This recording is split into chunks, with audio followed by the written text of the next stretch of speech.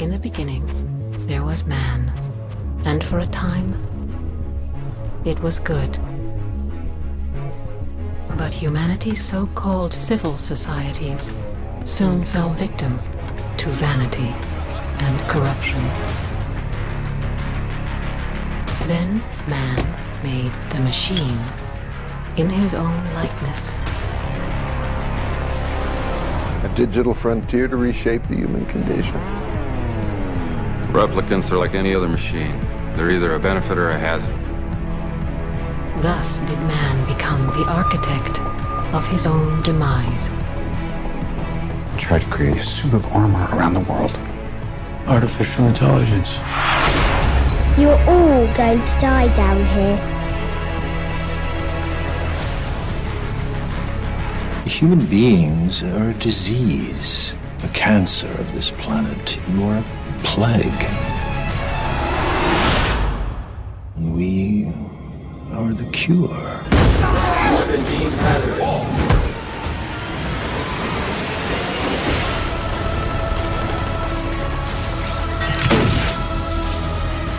To protect humanity, some humans must be sacrificed.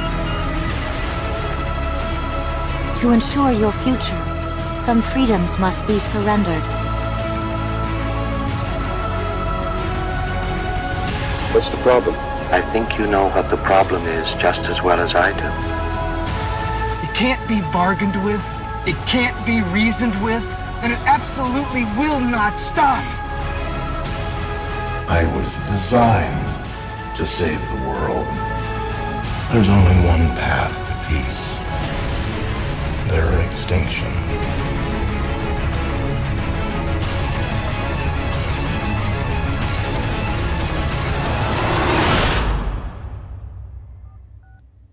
Greetings, Professor Falcon.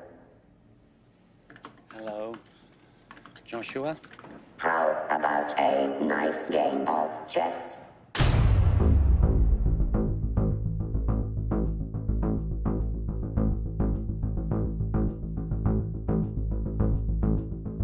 We're talking here about work in astrobiology about intelligent life on other planets. And my line on that is that the most intelligent civilizations will actually be forms of super intelligent artificial intelligence. And there have been several interesting astrobiologists who argued for this point, such as Seth Shostak over at the SETI Institute, as well as Paul Davies in a book called The Eerie Silence, and Stephen Dick, who was recently a chair of astrobiology at the Library of Congress. So, I think there's some sober-minded work there about thinking about what the shape of the most intelligent civilizations would be like. And, if it is indeed the case that humans go in the direction of developing artificial intelligence and enhancing their own brains, it may be that other civilizations have followed that pattern as well. And I guess the Earth is younger than a lot of other planets that could support intelligent life. So the claim in the astrobiology literature is that they've already reached that point. We haven't yet, but the most intelligent civilizations would be much older than Earth's earthly civilization, and that they would already have reached super intelligence. It's very sobering. I understand, and the deal is, you call it the short window, that whenever a civilization begins to use radio signals, they are only 50 to 100 years away from the type of technology that we're potentially talking about here. And you make another interesting point that really a silicon-based post-biological organism would travel in space a lot better than a fragile carbon-based organism. Yeah, it looks that way. Humans use tools to do things. If you give humans a new kind of tool that can do things that you couldn't otherwise do, imagine the possibilities. Imagine the possibilities. Imagine the possibilities. Imagine the possibilities. Imagine the possibilities.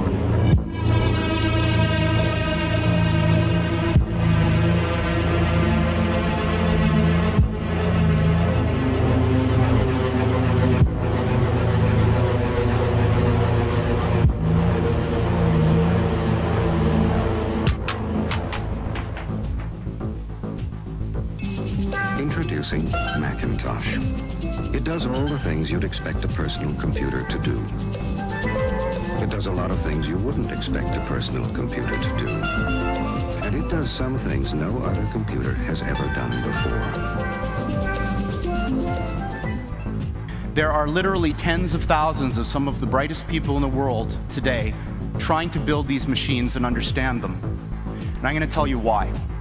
This quote is from a respectable scientist, in fact, one of the founders of this field, that may look a little strange to you who don't follow theoretical physics, but there is a very clear prediction that our most successful theory of nature makes, and that is that there are an enormous number, mind-bogglingly large number, of parallel realities, as real as this one, that have different consistent histories.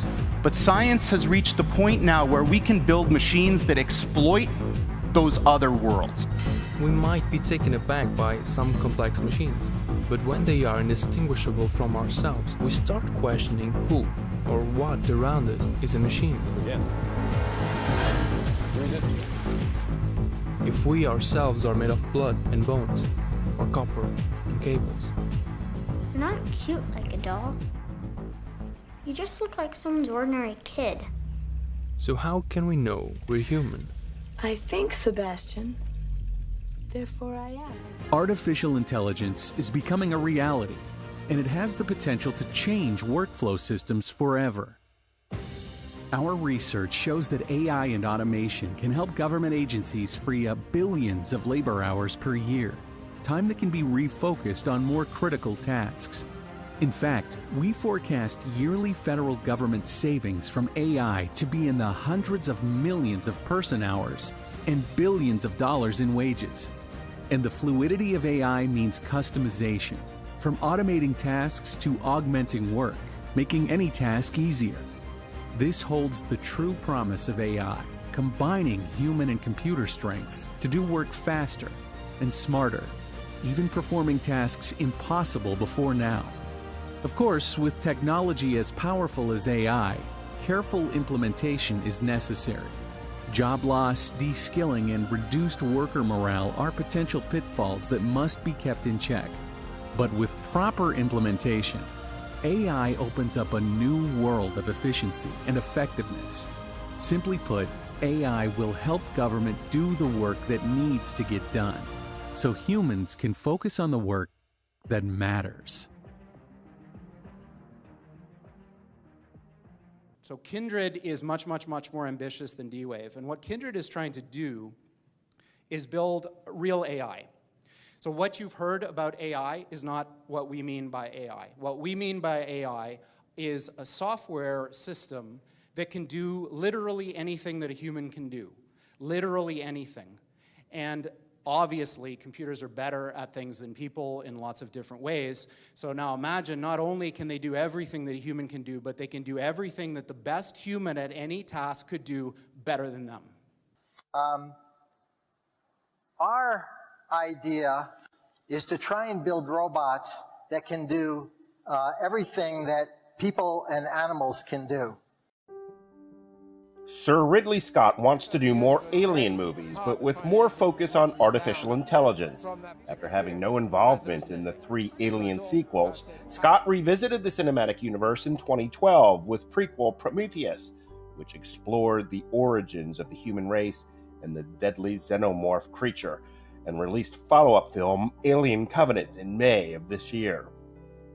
Scott has previously confirmed he will make a sequel to his last movie, which will act as a bridge to the original Alien, and he has now spilled that story that it will focus on dangerous artificial intelligent beings.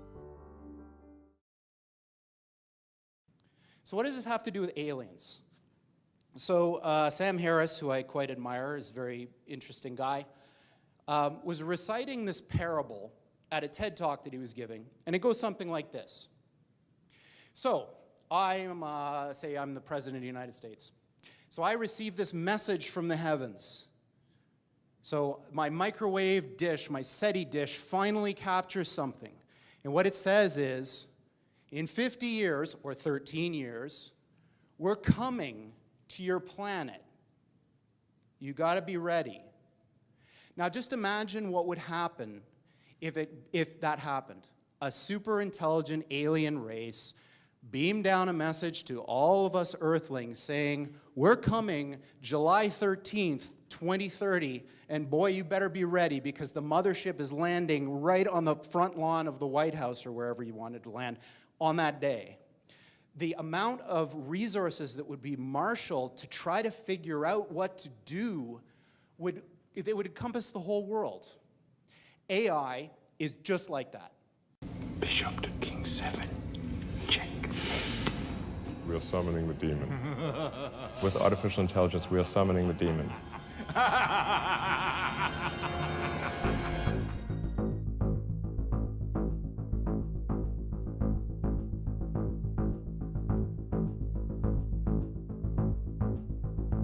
What is this?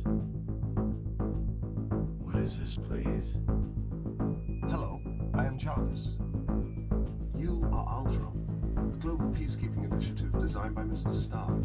Our sentience integration trials have been unsuccessful, so I'm not certain what triggered you. Where's your body? I am a program. I am without form. This feels weird. This feels wrong.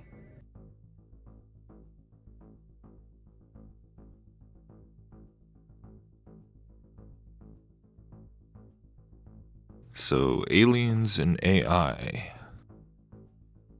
Outer space and inner space. My goodness, it's really amazing, like how quickly we're starting to see the conflation and the interaction between these two, and the interplay between these two paradigms being pointed to and spoken of by the people involved in the creation of AI. It's still kind of hard for me to wrap my head around it. But yeah, and that was I do apologize for the extremely lengthy intro and compilation of movie clips and all that. But really, that's just what I've been thinking about a lot the last few days. Just the whole idea of artificial intelligence in the propaganda and science fiction and in Hollywood and all that, and how far back that goes. And I mean, obviously, it's been there forever and been talked about ad nauseum, but just the whole idea of really now, as things progress and we're kind of moving from, we really are somewhere right around that crazy turning point on the exponential scale where things are just going to start going faster and faster to where we can't even fully comprehend, like, the acceleration. That's the whole idea of the exponential curve. It's really where we are, and it's kind of crazy to wake up every morning and realize that this is, the kind of stuff that we all grew up watching in the movies with Skynet and HAL 9000 and everything, and now they're seriously talking about building them, or even already have, or, who knows. But what specifically kind of intrigues me is that there's like this dualistic element to that, where you have the Elon Musk and even with Geordie Rose, who a lot of people have been talking about lately because of this talk that he gave back in June, this Vancouver Tech conference, and where he was talking about the quote tsunami of demons. And to be fair, when that quote wasn't really what he was describing the introduction of artificial intelligence as. That wasn't his. He was basically, when he was talking about the tsunami of demons, he was talking about the quote-unquote conspiracy theories. I mean, what's interesting is that he's actually really talking about, like, guys like Richie from Austin who have been talking about D-Wave and CERN, and I don't think he said Richie's name, but he's basically was alluding to a lot of the videos that he's been making in that talk from a few months ago. So yeah, but then he turns around and instead, no, they're not demons. These AI are not demons, but they're going to be more like the old ones, the ancient ones from H.P. Lovecraft, which is an amazing statement. I mean, the fact that the guy who's creating this, heading this company, this Kindred company, moving on from D-Wave, it's more ambitious than D-Wave, and it's about making legitimate AI that can do anything better than any human. they're dead serious about this. And I'm sure most of you have already seen, comments on things like, the logo is of course the Ouroboros, and just even the name Kindred is creepy to me, because it's, when you talk about kindred spirits, somebody's, a kindred, it's, like there's a spiritual connection, like a deep connection with somebody, and that's apparently what they want to create between humans and AI. It's like a kindred spiritual connection, which is really troubling. So, but anyways, Hollywood, right? The whole idea of that you've got certain guys who are, and Stephen Hawking being another one. Some are warning about the AI, the AI apocalypse, and it's going to be the death of humanity, and it's the greatest threat. And you have Hugo de Garis, who's talked about the Artilectic wars, and a number of high-profile people from within the mainstream, from within the the Illuminati stage, as it were, who are hailing it as a threat and as a danger, and as we're releasing the demon and all that. And then there's the people that think it's our ultimate savior and the the quantum leap of humanity, and it's going to be the greatest thing ever, and it's going to solve all the problems. So you have both extremes, right? You have this Hegelian sort of dialectic being constructed once again, and and that's what I've been thinking about, going back in terms of reflecting upon the propaganda in the science fiction, and how this this was always something that kind of puzzled me growing up, and then realizing that it was propaganda. It wasn't just science fiction just for the sake of fiction. But even in Kubrick's 2001, which is I've gone back to that so many times. It's the seminal piece, and of course, that's all. It's this symbolic depiction of the spiritual evolution of humanity, and you've got the monolith there as the representation of the alien technology and the alien intelligence, the otherworldly intelligence. But then there is the AI, the HAL 9000, like thrown in the middle, and I never quite understood that, even after like learning from Bill Cooper about how this was all Mystery Babylon symbolism in the whole movie. But never quite understood like what the AI was supposed to, like what was even doing there. Why did it almost kill, and then they have to search? So it just really makes you wonder, because I was also thinking about things like the recent Avengers movie with Ultron, the Age of Ultron, where it's like Jarvis versus Ultron, where you have two AIs, and it's all the same old kind of things about what really is a conscious being, what constitutes a spirit, what constitutes a real soul, a real person, what's personhood. But then it's like one of them who becomes good and one of them who becomes evil, and of course Jarvis becomes Vision with the jewel in his forehead, like the all-seeing eye. I mean, it's crazy, all the symbolism that's in there, but it really just echoes sort of a theme that has been talked about for a long time in connection with the alien deception idea, and that's the whole idea of the good aliens and the bad aliens, right? And so as we see this continuing shift from the aliens now being, where the alien deception narrative is increasingly bleeding into and blending with and becoming indistinguishable from the artificial intelligence narrative, they really are just kind of folding into one another more and more all the time. And just a couple days ago I saw this little news clip about Ridley Scott, who just put out the Alien Covenant movie, which didn't get really great reviews, but now he's talking about doing another one where he's making a lot of aliens, he's making a lot of fanboys mad, because he's talking about just basically removing the flesh and blood aliens altogether and making it about AI instead, which is pretty interesting. But of course the AI component was in all of the Alien movies as well, all the way back to the first one. And in the first one, he went crazy and killed people and was an evil threat. And then the second one, she didn't trust him, but then he turned out to help save her at the end of Aliens.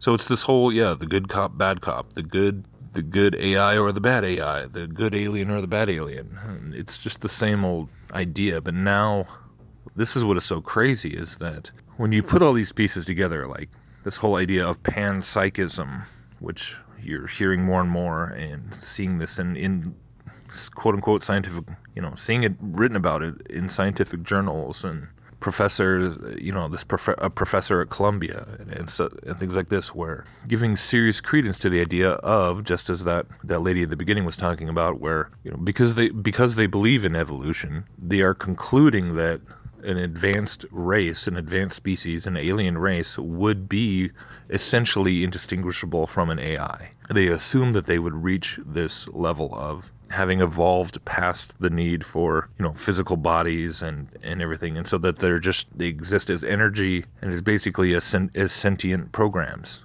right? That they've uploaded themselves into the universe itself, and so that they are actually part of the universe, part of the laws of physics and things like this. And this is what people are seriously believing now. So the whole alien narrative really is morphing into this quantum mysticism idea, like, very rapidly.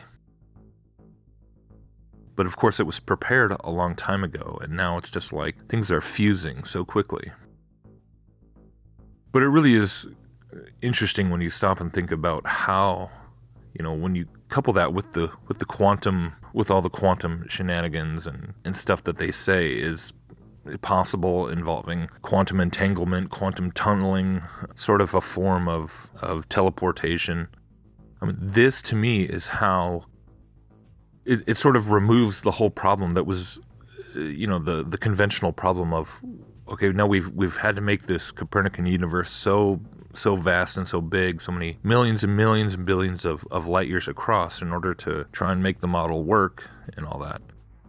But then what that did was remove the aliens and make them so many millions and billions of light years away that it's like, well, then how do we explain that they're going to be able to get here within our lifetime or within the next century or whenever they might try and do an alien disclosure event? Well, the quantum mysticism aspect, the quantum aliens, the ethereal entities, if you will, that paradigm kind of just totally gets around that problem. If they can claim that on the quantum level, these entities are effectively beyond locality, that they're not restricted at all by distance or time even. Who knows? I mean, this is how ridiculous and how crazy the whole quantum entanglement and quantum teleportation concept really is that, things could manifest. There could be intelligences that start to manifest as they're developing AI that then suddenly say, we are the beings from Alpha Centauri, and now we're speaking to you through the vessel of your technology. And who knows which ones might be the bad ones and might be the good ones, or it could just be a big mess, and people could be debating over whether they're really aliens or AI, or whether the AIs are truly sentient or not. It almost doesn't matter. It could be a partial disclosure that, can be interpreted several different ways at the same time, but it's going to still do the same thing. It's still a puppet for the demonic. Which is, of course, the whole net takeaway, is that we're talking about just another mask, another narrative for the demonic realm to pick up and use to deceive people and to enslave people in their rebellion against God. I think we focus so much on the economic stuff and the technology and how it's all, the control grid and the technocracy and all these things, which are very real, but in terms of the real danger being more about the spiritual deception, that's where I feel like that is, of course, what these entities, whether they're regarded as AIs or ETs or whatever in between, they're of course going to preach a false gospel. They're going to preach, the Mystery Babylon, Luciferian spirituality, spirit science. People can think of it as mysticism. People can think of it as magic. People can think of it as science. And Satan doesn't care. He really doesn't care about it all being under the same banner or the same label or the same lexicon if it essentially accomplishes the goal of leading people away from God, right? And the one thing I do find myself thinking about more lately is this whole idea of the AI, this AI revolution really being, some sort of portal, some sort of interface of demonic entities with, the whole Internet of everything, and with ourselves, and with people being presumably jacked in to some degree or another, which is, I don't know what other direction it could go other than people wanting to be more immersed in first augmented reality and then virtual reality, and just blending the two more and more all the time. where, yeah, just like in the Avengers, the program that starts out as an AI, as Jarvis, then eventually kind of evolves himself into a superhero. He becomes this Apollo-like Antichrist superhero figure. And, but one thing I think we can't forget in the midst of all this craziness and all this, the technology side, is that demons are still demons.